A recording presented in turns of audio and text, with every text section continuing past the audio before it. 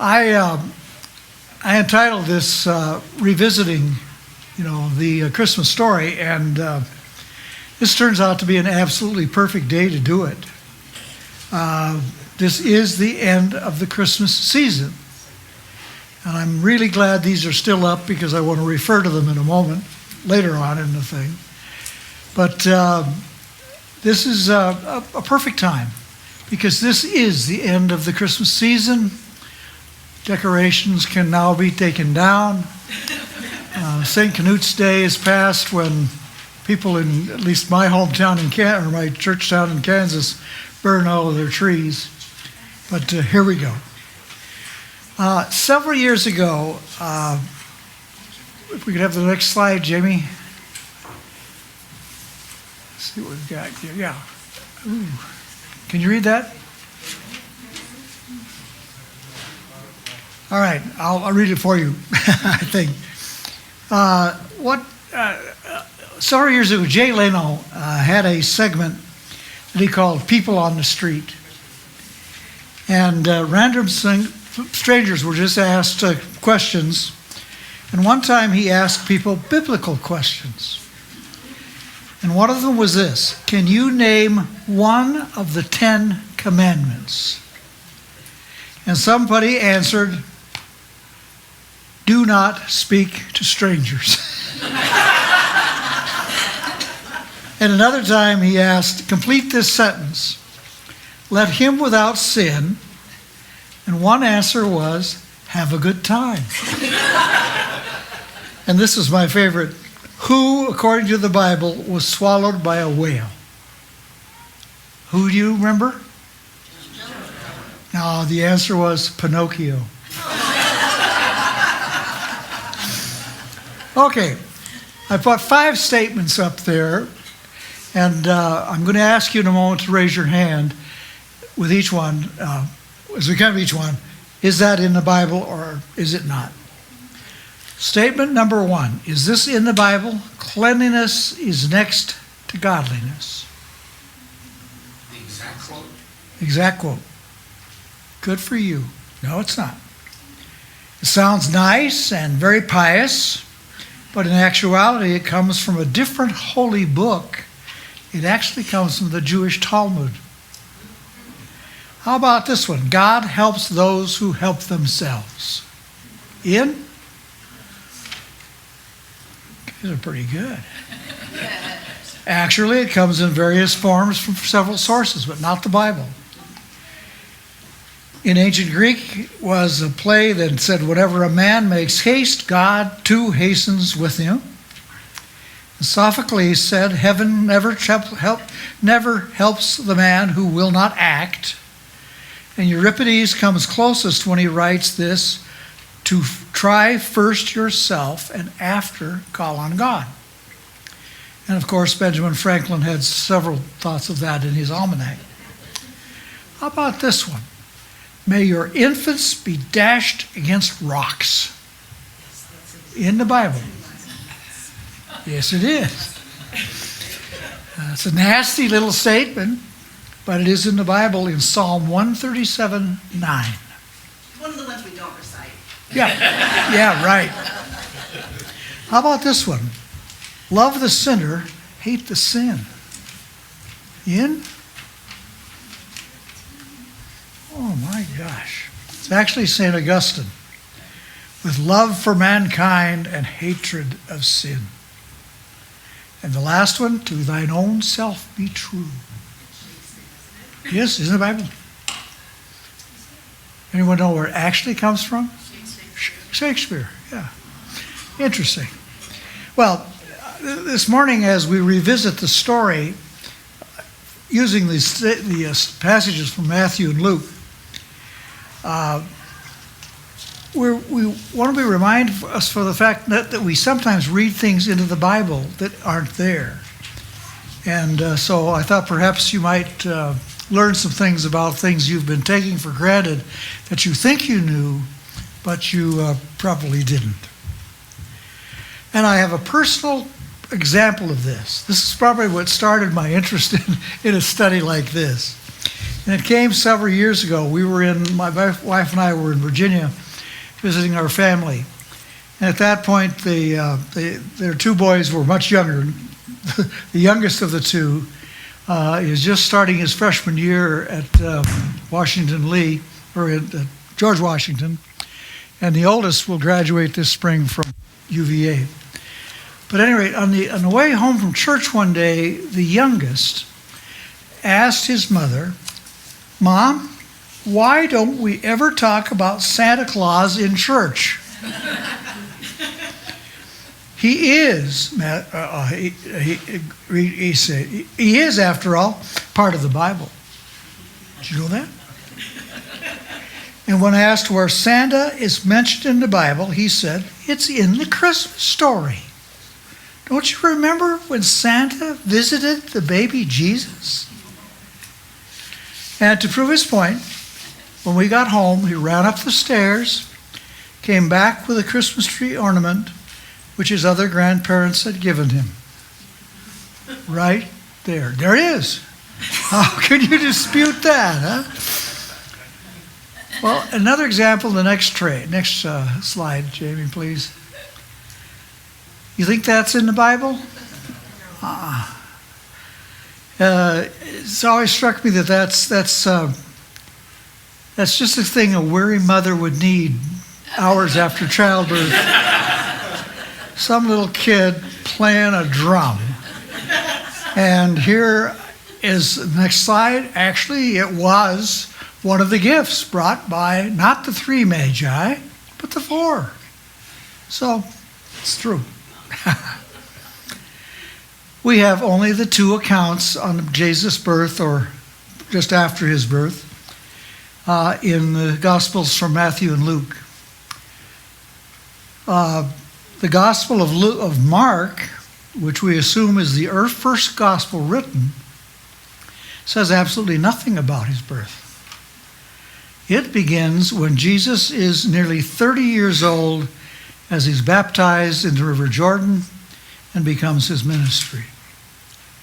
And the Gospel of John, which begins with these words, "In the beginning was the Word, and the Word was God," and then says, "The Word became flesh," a human being, "who lived among us." That's in John 1:14. And it's not a birth narrative, but actually it's more important probably than either of the 2 birth narratives, because it tells us that at one point in history, God became a human being and pitched his tent among us and appeared on earth in human form. Okay, these 2 short passages that Mars duplicated us from Matthew and Luke are obviously a very tiny part of the whole gospel story itself. But it's a story that is well known, even by people who are not Christians. In part, this is because we, commercially, began celebrating Christmas on television and radio, and in the stores we visited well in advance of December 25. Christmas symbols and decorations go up as soon as the Halloween decorations come down. And when we shop, we can hear Christmas songs playing over the sounds of the cash registers as we fill out our list of Christmas gifts. And at home, if you listen to Colorado Public Radio, you know it began its annual Christmas countdown the first week in November. And that's when listeners began calling in and beginning to vote on their favorite holiday carols. And FYI, this year the winner was, next slide, Carol of the Bells. Well, there's a good biblical hymn for you. Here, what's more interesting, do you know the hymn that beat out? Silent Night. Oh, well. Well, in contrast to this many-week secular preparation for Christmas, in our liturgical calendar, the one we follow at LCM, prepares for Christmas for only 4 weeks. And we knew it began when we lit the first of those Advent candles. And then each week we added another light, another light, another light, until finally on Christmas Eve we lit the Christ candle in the center, and then we were ready to move on. The season of the Epiphany begins. Jamie, slide 6. Reminder of Epiphany, number 7. Is there another slide? Next one up. Yeah. There it is. You can't. What do you mean Christmas is over? Don't you know Christmas lasts until Epiphany? And that it does. Okay. Slide 8. The reason, I'll come to this in a moment again, but the reason we're just celebrating Epiphany today on January 4th, it's technically January 6th, is because we always celebrate it on the Sunday just before January 6th. Now, on Christmas Eve, we listened to the story of the birth of Jesus from Luke's Gospel. Today, we heard the verses from Matthew's Gospel that took place, events after Jesus was born. Keep that in mind. Now, next slide. This Sunday in many churches is celebrated as Three Kings Sunday. And when I was a member of Bethany Lutheran Church until recent years, on Epiphany Sunday, every Sunday, when the choir processed in, it was led by 3 tall men, all dressed in glorious robes. Not bathrobes like I wore for the pageant when I was a kid. But these were the real thing. They had crowns on their heads the whole 10 yards. And it was beautiful. And they were singing, "We 3 kings of Orient are. Bearing gifts we travel afar, field and fountain, moor and mountain, following yonder star." And right here, we can begin to see things we thought we knew, but are not in the text from Matthew. You listened to the sermon a few minutes ago. Are these visitors called kings?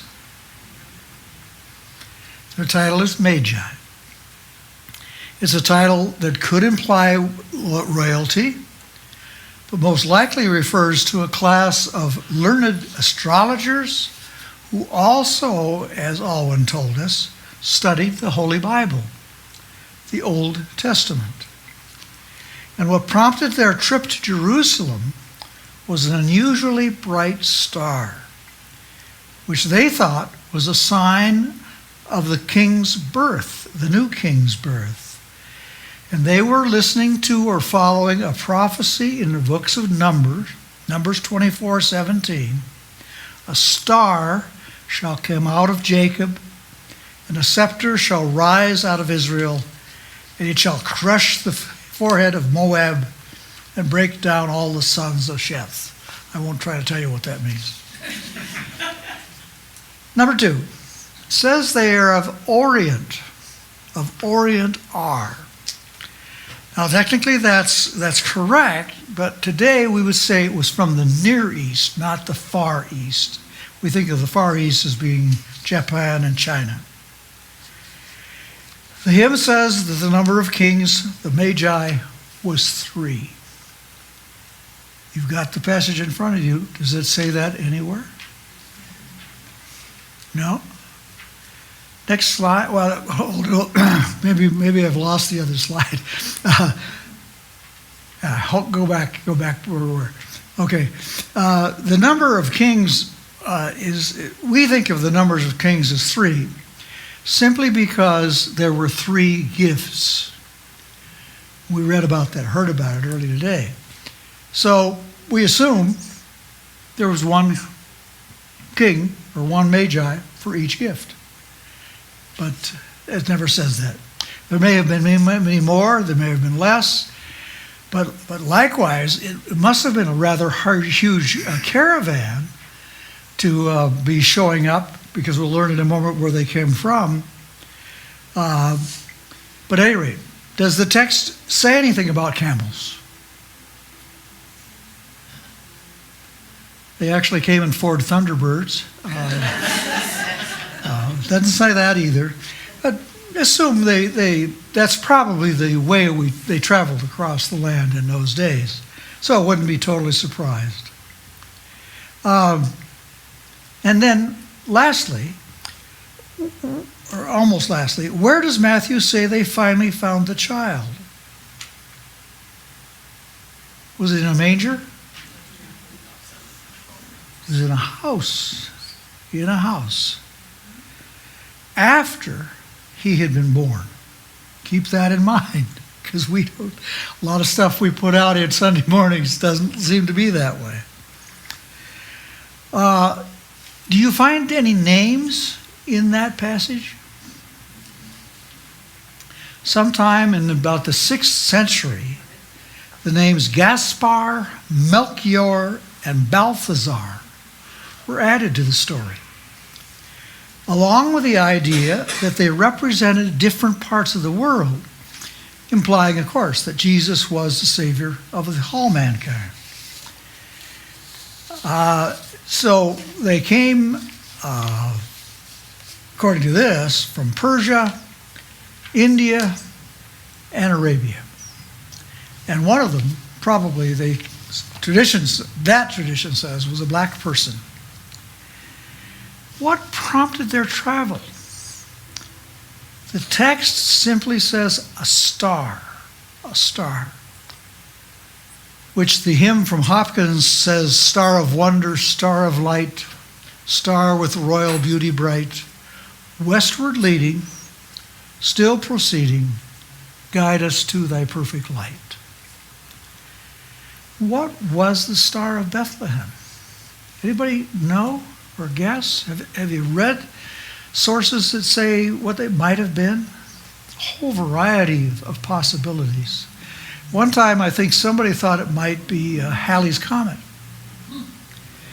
But what most people believe today, most scientists believe today, is that it was simply a large star created by the conjunction of Jupiter, and Saturn. And it was shown for, obviously, for many, many days. And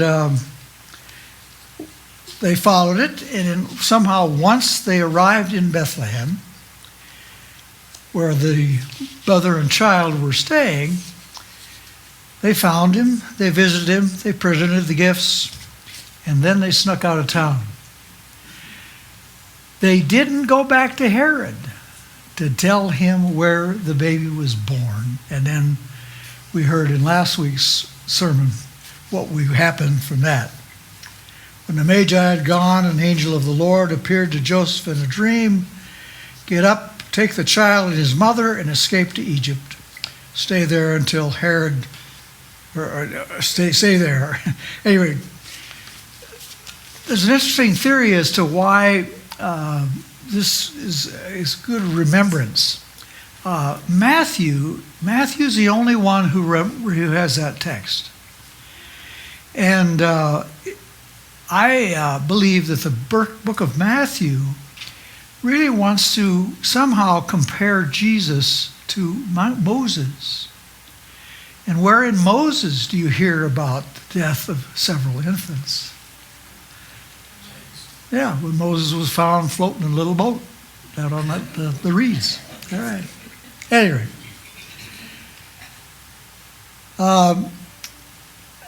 Did I say you had that sermon last week? You weren't here. You didn't say I was here. Okay. Pastor Rick was here. And if you remember, not only a beautiful sermon, he left a teaser for today's class.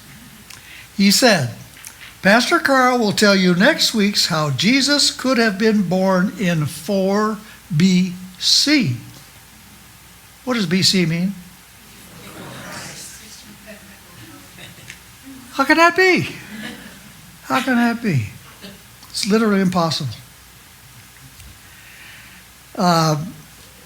most of us here this morning grew up when ancient, let's go to the next slide, and I hope we can get that comes up next. Next one, Jamie. Next one. There it is. You and I, almost all of us here, I'm sure, were born when we thought everything dated in antiquity and up to now was separated by the birth of Christ. That's point zero. Everything before that was before Christ, BC. Everything after that we remembered as AD, which means Anno Domini, after the Lord, after the Lord. Today, we have dates that are BCE, before the Common Era, not before Christ, but before the Common Era, and then anything after CE, when it ends, we have the Common Era. I don't know why that was, but I suspect it was an attempt to make the dating less Christian and more worldwide, more for religions that are not part of ours.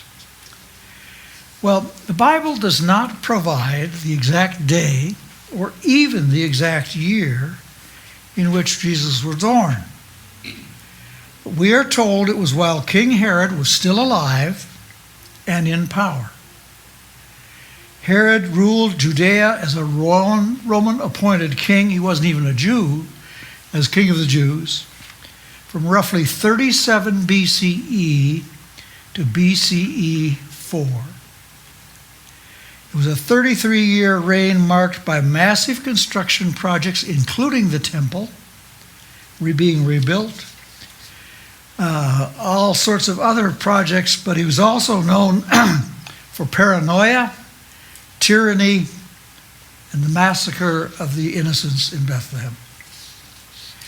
And so, since Jesus was apparently born before Herod died, we believe he was maybe born somewhere between BCE 6 and BCE 4.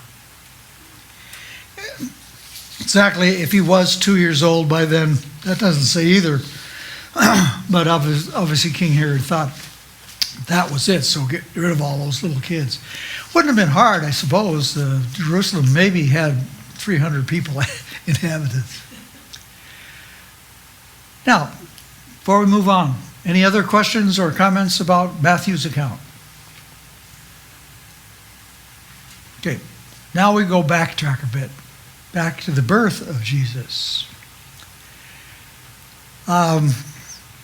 Luke begins with a reminder that the birth of Jesus took place in a period of history when the Holy Land was in the control of the Roman Empire,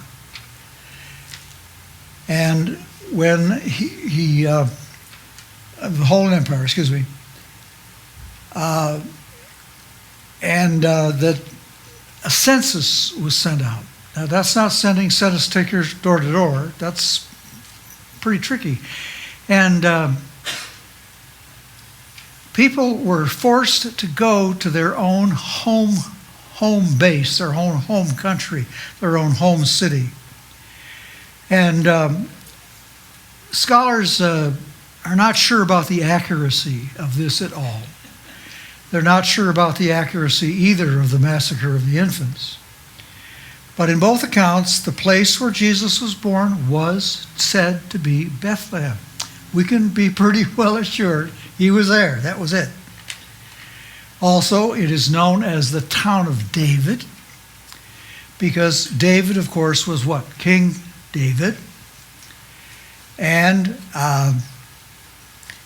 so when Luke says that Joseph went there because he belonged to the house and lineage of David, this means that when Jesus was born, he too came from that lineage. There are two different accounts of this in the scriptures, but basically the main point is Jesus comes, he is who he was, and a king. Now, after an 80-mile walk from Nazareth, which later was to be the childhood form of Jesus, Joseph and his pregnant wife Mary arrive in Bethlehem. The technical name of Bethlehem is House of Bread. And today it's a very huge populace. It's sadly, it's a metropolis that is now divided by a huge concrete wall from the main part of Jerusalem. Because in Bethlehem today, and in Bethlehem that day, they were Palestinians. They weren't called that in those days, but they became Palestinians later. Try now, let's see if we can hit 13. Beautiful, beautiful. Several years ago, my wife and I traveled to the Holy Land with a group of seminary students. And we stayed for several days in Bethlehem. We stayed in Christmas Hotel, I think it was called. And this wall then and now was covered with graffiti and art of this kind of a nature, really protest art. Under the images up there, you can just barely see it, but if you squint your eyes a bit, you can see that it's a nativity scene, isn't it? A wooden nativity scene. And can you see just to that way? You're right. There's a wall. That's how they're being turned out in some places now in Bethlehem. What's next, Jamie? Next slide. Go one more. Yes, that's one. I got them out of order, and that's my fault. The days we were in Bethlehem, each day we would leave and come back through an entryway very easily, very quickly. But this today is known as Entry 303. Those people who have to enter and leave each day to and from that place so they can get to places of work, vineyards, many other things in Greater Jerusalem, have to go through that way.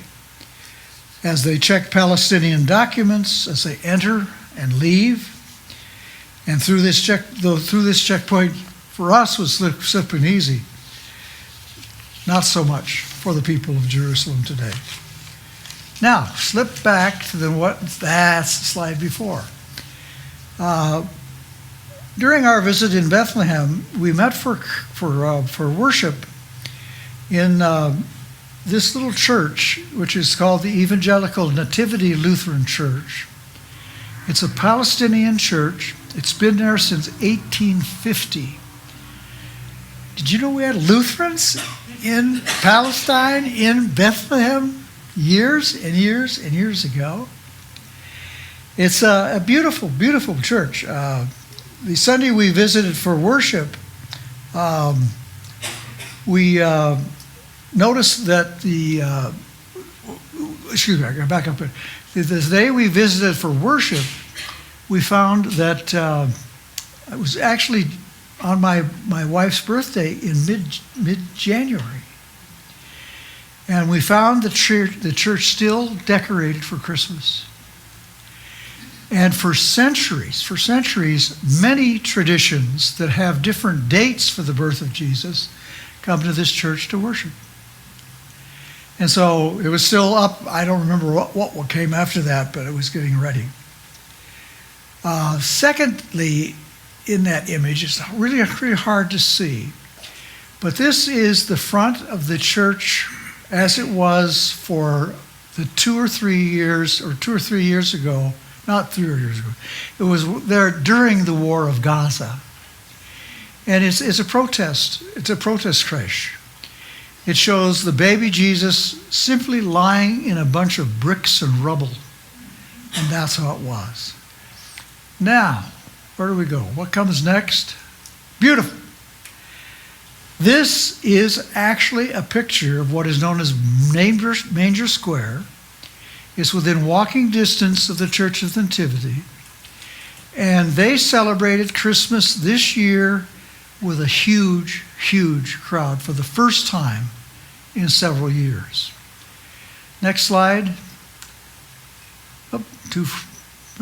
Well, what's next? Yeah, that's Manger Square as it was this year at Christmas time. And now, Jamie, go next one. There it is. That is what is known as the Church of the Nativity. As I say, it's just a few blocks down from the church. And it is known as the Church of the Nativity because inside of it is something very special. Show me the slide. Inside this church, there is a grotto or a little cave, a little depression that you can go through the arched doorway there. You go down several steps, and then you will come to a place that is the next one over to next to that archway. And that is actually a entryway that you can duck down and go into the slide that is at the bottom. And as you enter in there, and you have to go in there one by one, but we were lucky that we're huge couch, so we could do this. You go in there, and in the very center of the floor is a huge mosaic sign or star, and in the midst of it is a silver plaque. And this is believed to be the exact point on which the manger stood when Jesus was born. Whether it is or isn't, we'll know. Okay. Now this is interesting. That's not one of the things we usually think of as a birthplace for Jesus, is it? I never thought about that until I went to Israel.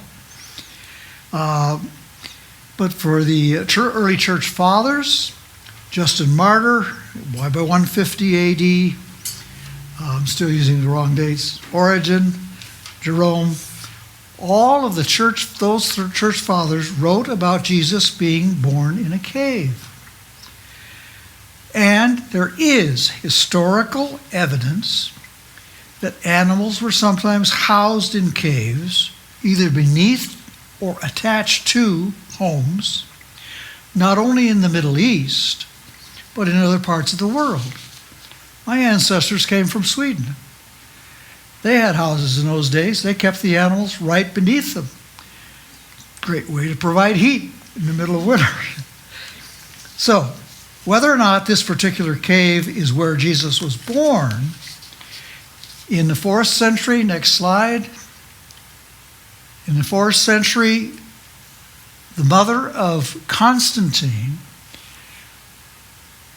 believed it was the right place, and she asked Constantine to provide the funds to build the chapel or the Church of the Nativity. It's that old. It's that old. Now, the only place we have a mention in the Bible of the birth of Jesus, providing information about the birth of Jesus, was in Luke 2, 1-20. And for most of my life, as most of yours I suspect, the image of a cave just never came up. But it says, while they were there in Bethlehem, the time came for her to deliver the child, and she gave birth to the firstborn son and wrapped him in bands of cloth and laid him in a manger because there was no place for them in the inn. Any of you have a Bible that says something different than that? Pastor Alwyn certainly does. She has a little version that says, while they were there, the time came for the baby to be born, and, get my pages straight here, and she gave birth to her firstborn son. She wrapped him in cloths and placed him in a manger because there was no guest room available for him. I didn't know that. not until really just a few years ago.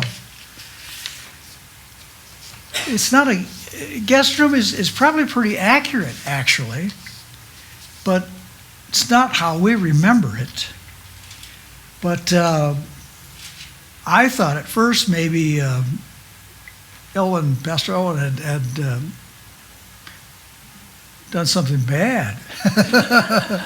But I whispered in her mind, where did it come from? And what did you tell me? Was it The NRSV updated edition. NRSV updated edition, known as the NRSV View?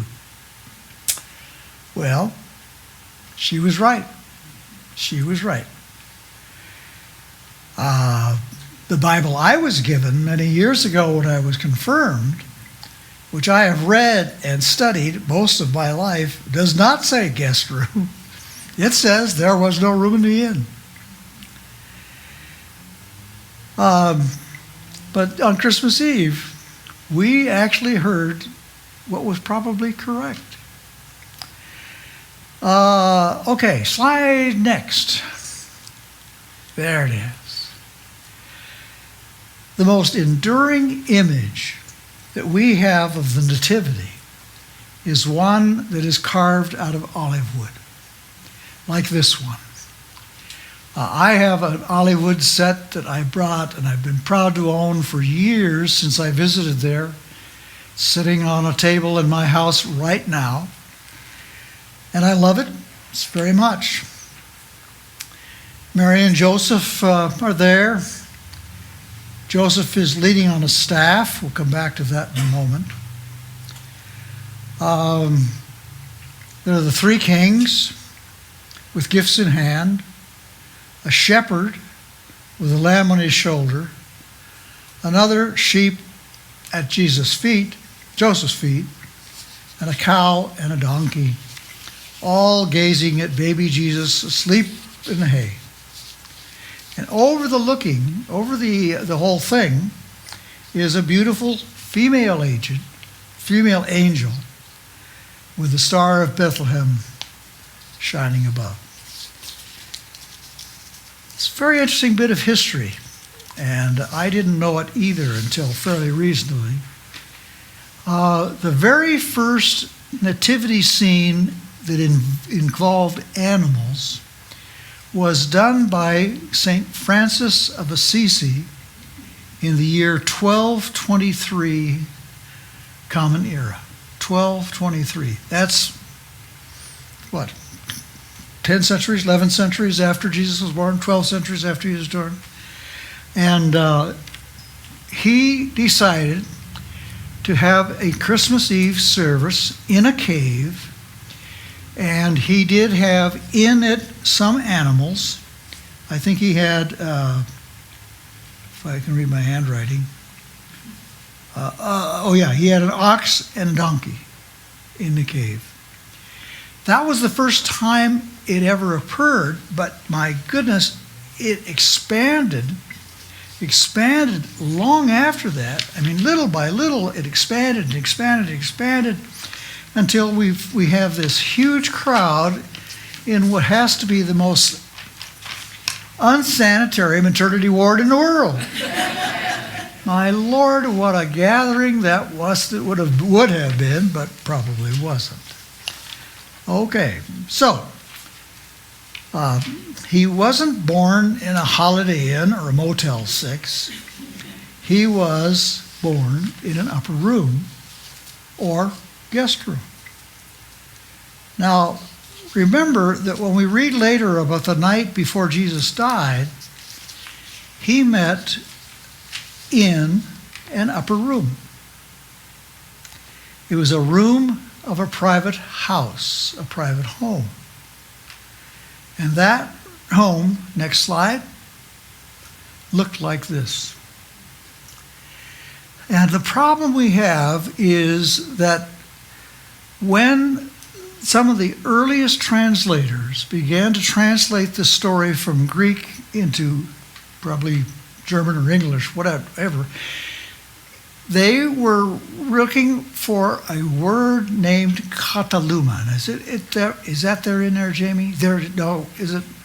Yes. Well, there's a. Yes. I was looking for the word kataluma. There it is. Kataluma. That is what it means. And then we can go back so we can look at those other two slides. It was like a guest room, an upper room. Why on earth that was translated as inn is beyond my comprehension. And it was continually translated as no room in the inn, no room in the inn, no room in the inn. So once in a while, if I want to just have a little trick with my fundamentalist friends who read the Bible literally, I like to ask them, can you tell me the name of the innkeeper? It's not even an innkeeper. Something's fishy here. Or is it? Is it really? When I was confirmed, as I said many years ago, my Bible was the first RSV. And it replaced really the more common thing of the King James Bible. And I don't know if any of you remember this, but I do, because that's when I got my Bible in 52. It was called the Communist Bible, the Red Bible. Because in that passage in Isaiah, where a woman shall conceive and be born a child and so forth, King James says the woman is a virgin, right? Not so in this passage. In that first RSV, it was a young woman, which is probably more correct, an alma, which means a woman already married but not yet having born a child. So conservatives have never wanted to read this Bible at all, and I don't think they would like to read it anymore. Anyway. So, all these years, kataluma is translated as inn, and so, but next slide, let's go there. That's almost impossible to read, isn't it? We can read it on this one. Can you read it? All right. Some of it, yeah. This is a thing by a pastor named Mark Sandin, who writes an awful lot on emails and so forth right now. Marvelous scholar. But this is what he says. Being born in a barn or a stable certainly underscores the modest arrival of the Son of God. But is being born in a small home in the little town of Bethlehem that less modern? He was one of us. I was born in a hospital. Horrible story of my birth. I was born in Lamb Hospital in 1938. The delivery apparently was very smooth, very easily. Sometime in the night after I was born, my mother died, hemorrhaged to death, leaving behind my older sisters, 10 and 12. So my birth is not one I like to remember with a lot of joy. All right. Now, I got one more thing that I did not know, or apparently I never picked up on, but it's right in front of us. I'm so glad this is still up. The only problem I have is I can't figure out how Mamie, when you sit out there, looks like the angel's right in the height. What does Joseph have in his hand? A staff. My daughter spotted that. She said, Dad, Joseph wasn't a shepherd. He was a carpenter. She remembered her confirmation days, believe it or not. Yeah, so where does that come from? In some manger scenes, as we saw earlier, it's a walking stick, which would have made sense. You don't walk 80 miles without a little bit of support. Where does this thing, a crook, come into? There are signs, there are scenes like this one that shows a shepherd stake, a crook. And that gradually has carried over. Does your bishop carry one? Yes. I think my bishop does too, but I haven't seen her in action in an actual liturgical setting. But it became now even the signs of bishops because it is a powerful symbol of their role as shepherds, a symbol of their authority, jurisdiction, and special pastoral duty. And the reason it's been placed in this kind of a creche scene even today is, what do we call Jesus? The Good Shepherd. Speaks of his authority, not over Colorado and Wyoming, but over the entire world. This week, my daughter will take down our Christmas decorations. We'll pack them away, and my little wooden birth scene will pass with it, even if it is not historically correct.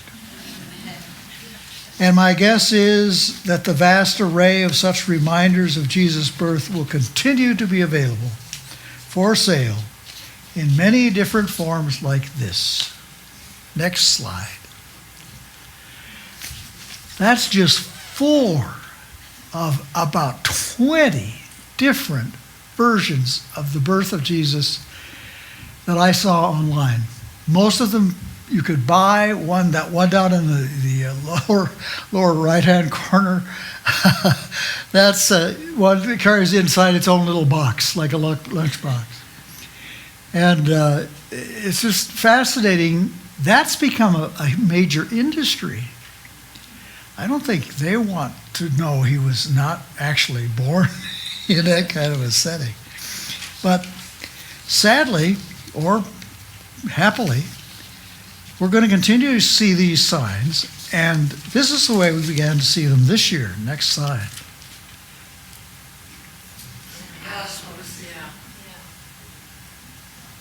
That baby is really powerful. Very controversial. If you've seen it online and heard it discussed, it's very controversial. Next slide, last slide. This one is hard to see, but it is a slide that was around, I think, last year, and again this year. It shows separating the mother and the child from the baby by white brick cages, much to the chagrin of those who think immigrants ought to be chased out. Okay. Any comments, questions you might have? Back to that floor plan, do you have? Yeah. Yeah. So you got the stable on the far left. Why were the mangers in the living room? Because the manger, if the animals are in that little place there called stable, that's where the animals are kept. But the mangers, no, are above it. The mangers are in, go back to that other slide just now. The mangers are in, see where there's a lower level and then an upper level? The mangers were on the very main level of the house, overlooking where the cattle were, just as is here.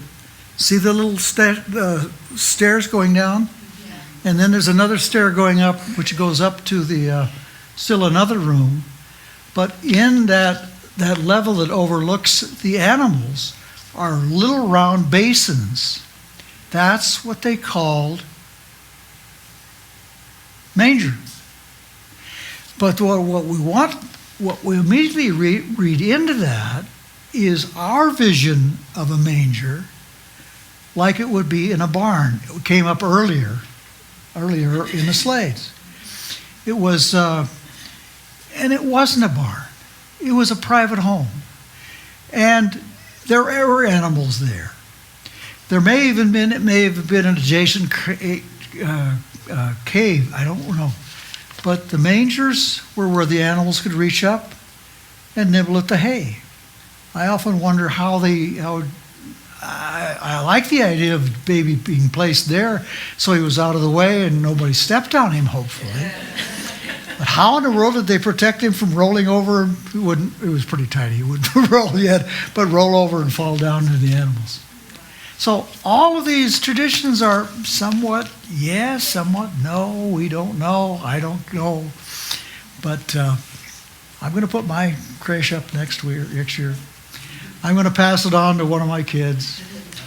And I love it. Any other questions, comments? Did that clear it up for you? Oh, yeah. Okay. Yeah. I just wanted to mention in rereading the stories, both in Matthew and Luke, it became more apparent how, as you've described, we've merged all the little parts together. Exactly. But what really stuck out to me was Matthew's version focuses on Joseph. Joseph is the character who's 42 generations or something from Right? the beginning, 42. And that's where the angel appeared to Joseph, not to Mary. Right. But in Luke, the Luke is focused on Mary Right. and what she was going through, and that's where the angel appeared. And that really struck me. Was it 2 weeks ago you preached about Joseph? Yes. Powerful. To me, I thought it was one of the best sermons I've ever heard on Joseph. He comes out as the hero, not as the has-been. And what's always struck me as interesting is that's the lineage goes down through Joseph, not Mary. In both Matthew and Luke, Yeah. Mary or Joseph described as from the house of David. From the house of From the David. house of David. Yeah. But it just sort of struck me how we create these stories Right. when that's really not the story. We do. Well, we read a lot into scripture that isn't there. and you know, I'm so glad that we finally have translations that do say he was in a house or in a home, not a barn. But I have some very recent translations of scripture. I have one actually translated from the Greek. It still says no room in the inn. It'll probably be there till we pass on. I don't know why. Why are they afraid to do it, to say it? I think it's the peanut special. We love the peanut special. Just can't get the keeper with the curly red hair. Well, I must admit, you know, on Christmas Eve, it wasn't until I was really looking at that text that I thought, this doesn't say in. I wonder if when they were translating it, the culture that was doing the translation had guest houses that were maybe called inns. Could be. You know, at a crossroads, there was the pub or the ale house with rooms for rent that would be like an inn. And so when you translated, they saw guest room and they thought guest house Yes, house. as an inn. Because that in their culture would have been what it was. There wasn't private houses, maybe didn't have, I guess. It's just so likely that Mary and Joseph would have been living in a private home. They had relatives there, but it was crowded. It was crowded, and I don't know how many brothers and sisters or brothers Joseph had, but it's very likely this was a pretty crowded house, and he was late getting there. He got leftovers. He got the main room or the main floor. Sleeping bags on the floor. Yeah, slept on the floor. They probably did sleep on the floor. At least they would certainly want to be close to the baby. So it's just, I think there's an amazing amount of literature that's not based on the Bible that goes around. I mean, I have books of it. Oh, yeah. It's just, you know, characters that are shepherds, they develop a whole personality. you know, I didn't get into why do we celebrate on December 25? That's another thing. That probably It's a pagan festival, but they, So that's one of the thoughts is that it originally was a very, very gaudy little festival. And yeah, but I don't know. You know, Jesus was born, and the whole first century that was still under Roman rule. I wonder how it was that they gradually began to create or think they found places that Jesus visited or came. And tours of Israel have been big business for years. I was amazed to find out actually right now there is a 3-day trip possible to go, and you can go now to Bethlehem and see this Church of the Nativity or whatever else you want to see. Our tour took us to 2 different sites of the baptism of Jesus. Both were on the River Jordan, but the one that is most normally visited with tours today, when you go to it, it's beautiful. They've got these brick steps leading down into the pool. You can rent bathing suits or go au natural. It's just a gorgeous, clean, beautiful site because the Jordan River has been diverted into two branches. One goes up, one goes down. The one that you normally are taken to is the one that goes up. It looks so nice. But since our tour was led by 2 scholars, one New Testament and Old Testament from LSTC, we went to one just found, I don't know, 3-4 years ago, do you know? Bethany Beyond the Jordan. And it's right on the border between Jordan and Israel. And we went there, and it was disappointing. Well, in a way, it was no bigger than wading from here to here. And muddy, and nobody was tempted to wade in it. Many people bring back water from the other place in the Holy Land. No one brought down water from that. But here's what's interesting. Right next to where they have this little stand showing it, is a huge cathedral. It's been there for centuries. And it is actually in a very desert-like place. There's no buildings around for miles. And they've discovered and excavated what appears to be John the Baptist's home. So this was maybe the real place where he was born. And probably then it had more water. It's been diverted to go into to what was the area of the Dead Sea for all the plantings that are now going on in Israel. So Israel's still in our news today. And the Holy Land and Gaza, poor Gaza, still there. You can't separate it from politics, unfortunately. Any other comments? Well, I appreciate your sticking around. And I'm looking forward to seeing it on YouTube.